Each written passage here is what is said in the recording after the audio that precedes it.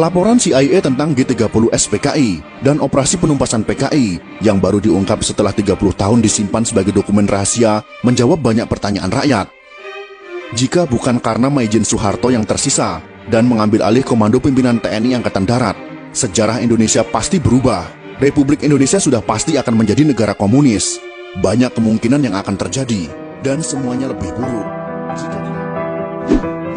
Presiden kedua Republik Indonesia. Siapa yang tidak mengenal beliau? Beliau tidak lain dan tidak bukan adalah Presiden Haji Muhammad Soeharto. Lahir dari keluarga petani di Kemusuk, Yogyakarta pada tanggal 8 Juni tahun 1921 dan meninggal di Jakarta pada tanggal 27 Januari tahun 2008 pada usia 86 tahun. Jasanya kepada bangsa dan negara juga tidak bisa disepelekan. Akan tetapi bagi kaum komunis hal ini sangat bertolak belakang. Kaum komunis sangat membenci Presiden Soeharto karena beliaulah yang menghancurkan komunis di negara tercinta ini. Akibat dari dendam dan bencinya mereka, sampai sekarang Presiden kedua Republik Indonesia ini difitnah dengan masif, dengan cara memutarbalikkan fakta sejarah yang sudah tertulis di bangku sekolah dengan sistematis. Dari keadaan yang seperti itu, maka kami sebagai salah satu generasi yang mendapatkan pendidikan Pancasila saat sekolah di masa beliau masih menjadi presiden, merasa ada tanggung jawab untuk memberikan jawaban atas tuduhan miring terhadap beliau, untuk mengimbangi informasi-informasi yang menyudutkan beliau, terutama bagi generasi muda yang tidak tahu menahu tentang sejarah masa lalu bangsa ini. Dan akhirnya belajar sejarah dari sumber yang salah, yaitu bersumber dari orang-orang simpatisan atau pendukung komunisme yang sangat gencar ingin mengubah sejarah masa lalu mereka. Beberapa pemimpin dunia yang memuji Presiden Soeharto dalam pernyataannya. Berikut ini adalah pernyataan tersebut. Dr. Mahathir Mohamad, mantan Perdana Menteri Malaysia, mengatakan, krisis ekonomi tahun 1998 memang dirancang untuk menjatuhkan Pak Harto. Jika Pak Harto tidak jatuh, Indonesia akan jadi negara maju. Lee Kuan Yew, mantan Perdana Menteri Singapura, juga mengatakan, Pak Harto pemimpin luar biasa. Beliau harus mendapat tempat terhormat dalam sejarah Indonesia. Sedangkan Sultan Bolkiah dari Kerajaan Brunei mengatakan, dipimpin Pak Harto, Indonesia bersatu, pemerintahan stabil, ekonomi maju pesat, sangat disayangkan beliau dijatuhkan. Sebenarnya Pak Harto berkali-kali mengutarakan niat untuk mundur, namun beliau melihat ancaman luar biasa besar membahayakan bangsa dan negara kesatuan Republik Indonesia. Fitnah KKN terhadap Pak Harto dan keluarga yang kemudian dituangkan dalam TAP MPR untuk memeriksa harta kekayaannya ternyata tidak terbukti. Majalah Time memfitnah Pak Harto dan keluarga dengan tuduhan punya simpanan 30 miliar dolar Amerika Serikat. Ternyata tidak terbukti sama sekali. Berbagai tim khusus dibentuk pemerintah untuk menyelidiki harta Pak Harto. Satu pun tak menemukan rekening yang mencurigakan di perbankan asing. Silahkan cari kemana saja. Jika terbukti saya ada simpanan 1 sen saja, saya siap dihukum mati, kata Pak Harto. Semua tuduhan itu adalah fitnah.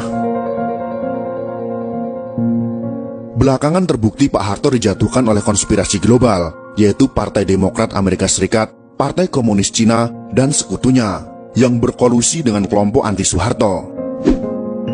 Penyebab utama Pak Harto dijatuhkan adalah karena kemesraan dan keberpihakan Pak Harto yang sangat besar kepada umat Islam sejak tahun 1986. Ternyata ada pihak-pihak tertentu yang marah. Republik Indonesia merdeka pada tahun 1945. Namun kemerdekaan umat Islam Indonesia sejatinya baru terjadi pada tahun 1986 sampai 1987 setelah Pak Harto berpaling ke Islam. Sebagai manusia, Pak Harto sudah pasti tidak sempurna. Ada kelemahan, kesalahan, kekurangan, namun beliau tetap pahlawan. Jasanya luar biasa besar. Terbukti pada beberapa hari setelah Partai Komunis Indonesia melancarkan gerakan 30 September, Partai Komunis Indonesia, membunuh para pimpinan TNI Angkatan Darat, ulama-ulama, dan tokoh-tokoh anti PKI di seluruh Indonesia. Dari dokumen rahasia CIA yang sudah boleh diakses publik ditemukan catatan pejabat CIA tentang pertemuan pertama CIA dengan Pak Harto pada awal Oktober tahun 1965. CIA belum pernah membuka ke publik. Pak Harto juga tidak pernah mengungkap mengenai pertemuannya dengan CIA beberapa hari setelah G30S PKI di Jakarta. Laporan CIA itu menyebutkan bahwa setelah PKI melakukan Gestapo atau Gerakan September 30, TNI Angkatan Darat dipimpin oleh Maijen Soeharto berhasil menggagalkan PKI untuk kendalikan NKRI. Faktor utama kegagalan Gestapo PKI menurut CIA adalah timing yang tidak tepat. Gestapo dilakukan 5 hari sebelum hari ulang tahun TNI pada tanggal 5 Oktober tahun 1965 adalah kesalahan fatal. Gestapo PKI dilancarkan pada saat seluruh pasukan TNI dan pimpinan TNI sedang berkumpul di Jakarta, mobilisasi pasukan dalam rangka hari ulang tahun TNI. Kesalahan fatal kedua PKI adalah meremehkan sosok Soeharto, yang hanya seorang panglima pasukan cadangan TNI Angkatan Darat. Dulu Kostrad tidak prestisius.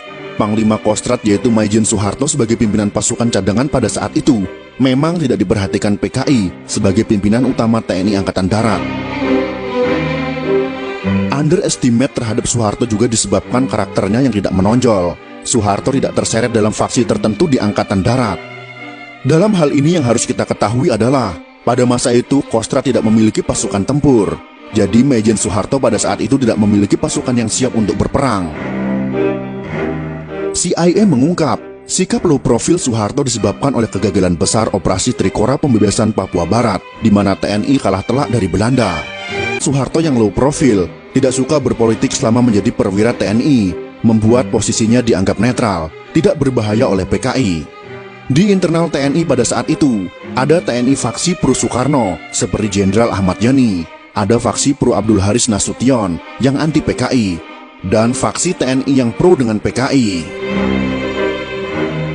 Dari film G30S PKI yang dibuat berdasarkan fakta sejarah itu, rakyat tahu bahwa sempat timbul pro kontra di Politbiro PKI mengenai Jenderal Ahmad Yani. Keputusan PKI untuk menculik dan membunuh Jenderal Ahmad Yani yang Soekarnois didebat anggota Politbiro PKI. Akhirnya bulat disepakati Jenderal Ahmad Yani masuk daftar korban. Dokumen CIA menyebut bahwa keputusan PKI untuk menghabisi Jenderal Ahmad Yani karena dikhawatirkan Yani akan jadi masalah jika Soekarno meninggal dunia. Sedangkan Maijen Soeharto adalah staf dari Jenderal Ahmad Yani. Pak Harto tidak termasuk pimpinan TNI Angkatan Darat yang diperhitungkan oleh PKI. Inilah kesalahan fatal Gestapo PKI. Laporan CIA jelas menyebut ada kesalahan analisa Politbiro PKI dalam menyusun daftar korban. PKI tidak memperhitungkan kemampuan militer Soeharto. Secara politik, benar Maijen Soeharto sudah tamat karena memalukan Soekarno. Secara militer juga tamat karena hanya jadi panglima pasukan cadangan. Dari perspektif faksi militer, Soeharto tidak masuk faksi manapun. Soeharto hanya dianggap bayang-bayang Jenderal Ahmad Yani.